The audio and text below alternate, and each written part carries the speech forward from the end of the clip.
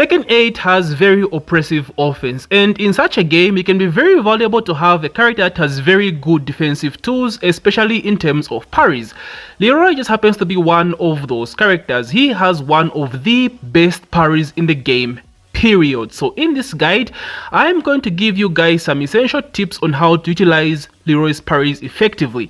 Now keep in mind, I have made this video before last year, early season 1. However, some things have changed, especially in relation to Leroy's back to parry, and so I thought to myself I might as well just make an updated guide to that particular video. That video is still relevant even today in season 2, so if you want you can go watch it back, as most of the stuff I'll say in this guide will be repeated from the previous guide. But with that out of the way, let's get right into it. Okay, so first let's talk about Leroy's back to parry, which is pretty much his identity. So back two is a very strong parry. This thing parries highs, lows, it parries elbows, knees, punches, weapons, kicks, you name it. Leroy's back two parries. The only thing this thing can't parry are lows, of course. It cannot parry grabs. This is very important, guys. You can't break throws when you're parrying, right? Guaranteed throw game. This is a big weakness to Leroy's parries. Like every particular parry can be countered by throw. So this is very important to note. It also can parry hit smash as well as rage arts. So whilst it is a strong parry, it does have its fair share of weaknesses.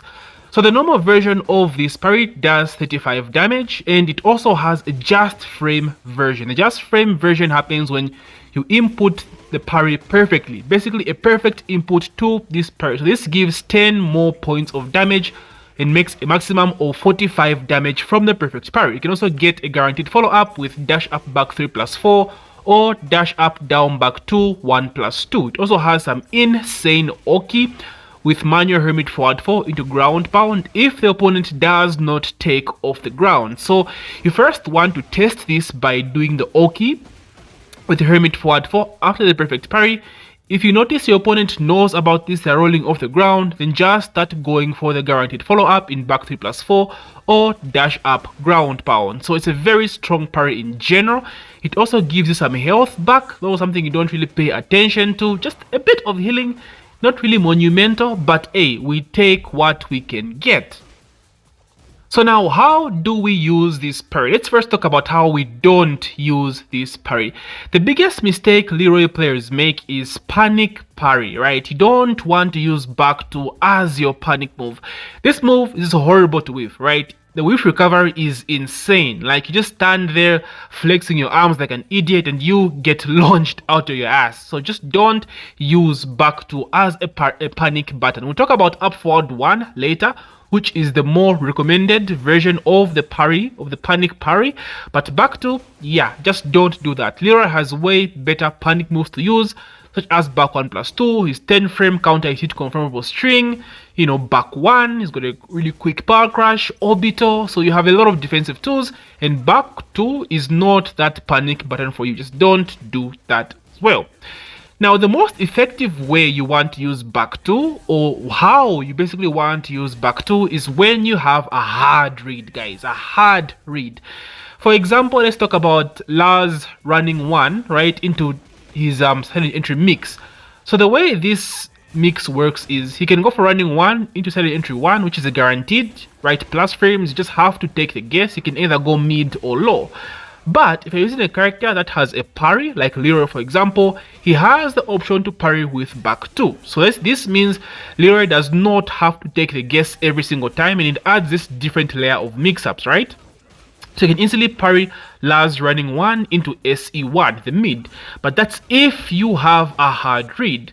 Now this does not only apply to like mix-up stuff like Lars running 1, even just strings. Characters with strings, maybe you know they have like a last hit, like Nina down 3-4-3 for example, you can parry the last hit, always gives you the just frame guaranteed.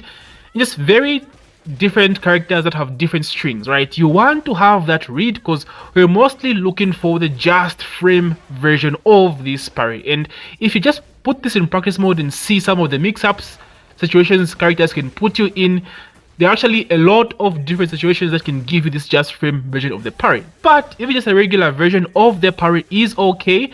But again, it all depends on the reads. So another example is Steve. For example, when Steve goes into line hard stance, he has a mix-up between the guard break high and the mid.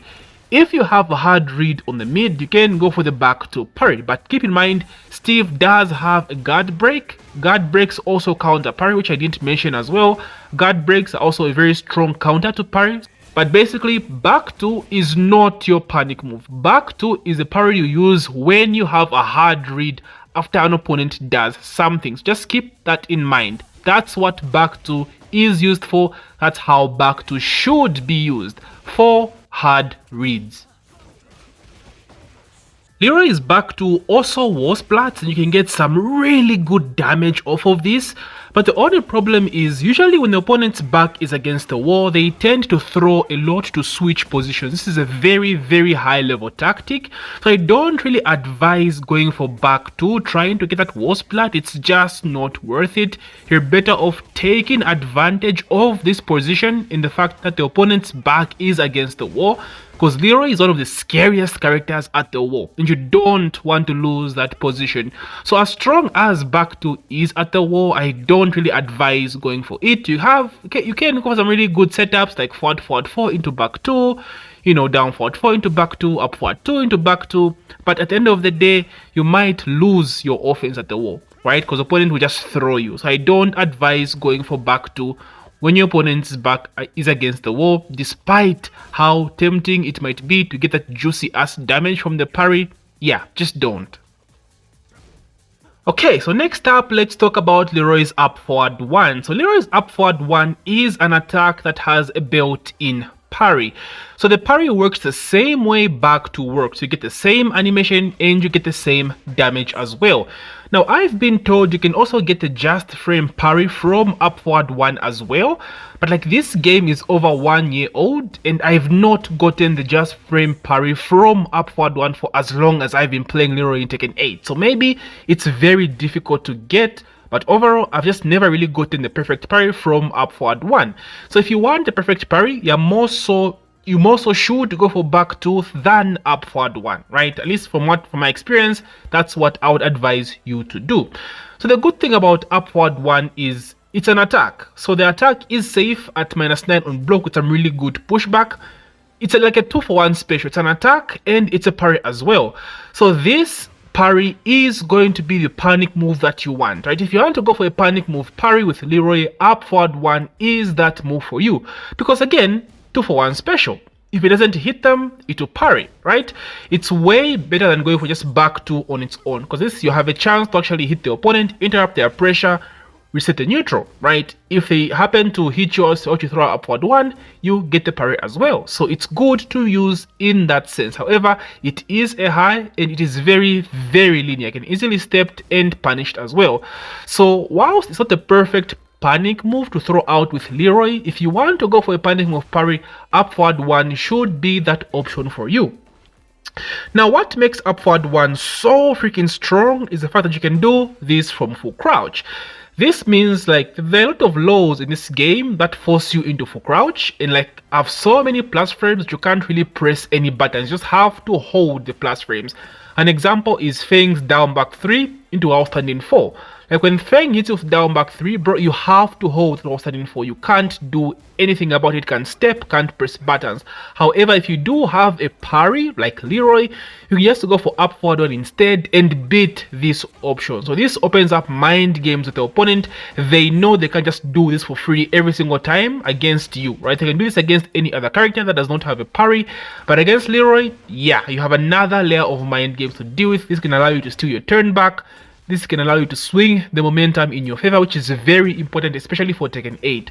So moves like Feng down back 3, Lars down back 4 into full crouch down forward 2 as well is a good counter for this. You have Jin down 2 into outstanding 4, so many lows that force you into full crouch at massive plus frames. Up forward 1 is a good option, guys. Very strong to steal your turn back. Like, it's very strong. And once the opponent knows this, they start hesitating. They don't go for the guaranteed after they force you into full crouch. So this just opens up so many mind games. This is why I say it's very valuable having parries in this game. Like, no matter how strong offense will get, parries will have a place in this game in terms of defense. Next up, let's talk about Leroy's Hermit 1, which is also a Sabaki parry, just like up forward 1. So basically an attack that has a built-in parry. So this is a parry that comes out of Hermit stance. And the best way to use this parry is basically do it after moves that make Leroy unsafe whilst in Hermit stance. So for example, down forward 4. Down forward 4 is technically minus 10, so jab punishable. Despite saying like what, minus 6 or minus 8, it's still unsafe. It can be punished by jabs. But the thing about Leroy is he can do something unsafe like down forward 4 and then throw out Hermit 1 to parry the opponent's punish. I don't know why, but Leroy is able to do this. We just have this, bro, which is kind of cracked. So when Leroy does down forward 4, he's technically not unsafe because he has the option to parry the opponent's punish. So this opens up a lot of mind games. Opponents now become hesitant. It's either they try to sidestep, they try to just backdash or not press anything. So this means you can just continue your offense after going into Hermit. So you go Hermit down forward 4 and maybe go for like Hermit back 4, right? Because they're still respecting your down forward 4. If they try to disrespect your down forward 4, start throwing out a parry, you have the Sabaki parry. So that's kind of like the mind game that goes behind using Leroy's Sabaki parry whilst in Hermit stance. This also applies to stuff like forward 4, but forward 4, unlike down forward 4, is actually safe. You can say it's minus 9, you go forward 4, then cancel out of Hermit, right? But if you try to steal your turn or just keep your offense going, you can go forward 4, and then try to jab you, go for Hermit 1, get off the Sabaki parry again. Even down back 3. Down back 3 is a low, that's like minus 14 on block. But if you go for down back 3 and then go for Sabaki parry on block, you can actually parry there while standing punish as well. This is like the mind game that goes on with Hermit 1. It is actually pretty strong. Now, whilst this is strong, Hermit 1 is very linear, can be easily stepped. So if the opponent has a read on you, they're getting the clean step and you're getting your ass launched. As strong as it is very punishable. Keep that in mind. I always say with these guys, at the end of the day, it's just reads. All about reads. What is your opponent doing after you go for Hermit, after you go for down forward 4? Are they stepping? Are they mashing? Are they dick jabbing? Are they backdashing? Then make your next decision based off of what they did before. That's basically how this works. So Hermit 1, not really crazy of a parry, but it is strong. It also has a second hit follow-up, by the way, a high, which launches on counter hit, so you can use that as a mix-up. You know, because Hermit 1 on its own is unsafe at minus 11. Sometimes catch them off guard by throwing out the second move, which is a high, can be ducked, but that does launch on counter hit, so sometimes it's worth the risk. So Hermit 1, pretty decent Sabaki parry as well. And lastly, Leroy's down back 1+2, which is another Sabaki parry. So an in-built parry in an attack, basically an attack with an in-built parry. So down back 1+2 is a very strong parry, minus 11 on block, but honestly, this should not stop you from using this move. First things first, it's a hit engager, so you get max hit. And like getting max hit from a defensive tool, dude, from a parry that takes you into hit is like mad strong. This also gives you a full juggle if you go into a hit dash, right? From hit, burn it, get a full juggle into massive wall carry, good damage as combo. It's a very strong parry. So I won't even take long on this. Basically, you use down back 1+2 the same way you use back 2. So if you have a hard read, go for down back 1+2, except this one is if you want to go into hit, number 1, and number 2, when you are in hit and you have a hard read, you can convert that down back 1+2 into a full combo by going into hit dash. As simple as that. Just like back 2, but you're going into hit or you're burning hit. Easy peasy, right? Now, whilst this move is strong, it's a very linear. As you can see, the wind up is insane. Bro, it takes like 5 years to throw this out. So at the highest of levels, this is an easy step and an easy punish. So when you have the hardest of reads defensively, go for down back 1+2 and get maximum return. Otherwise, you're better off going for up forward 1 or back 2. But again, hard read in hit, down back 1+2. That's it. Nothing too complicated about this one. So just like Hermit 1, if I didn't mention, I don't think this one parries weapons. The only parries that parry weapons are back 2 and upward 1. Now I might be wrong, I have to test this again, but last I checked, down back plus 2 did not parry weapons, so be careful against Victor and Yoshi. But maybe again I'm wrong, but all in all, that's basically down back 1 plus 2 in a nutshell. So there you have it, boys. These are the only parries you should worry about as a Leroy main. He does have a few other parries, but most of them are niche and are not as effective as these particular ones I've spoken about. So don't you worry about those, at least for now. Until you level up, you're like super comfortable with Leroy, then maybe you can throw in the other parries. Now this one was a bit shorter than my first one because I wanted to summarize what I spoke about in my previous video in something a bit more shorter. I was going for 10 minutes, but it's gone a bit over. But if there's something I've missed, guys, please let's talk about it in the comment section. If you have any questions, please feel free to ask me. I am a Leroy main after all. I've made God with the character, so boys, please feel free. Now, if you enjoyed this video, do keep in mind I've done so much Leroy content, so many different types of Leroy guides.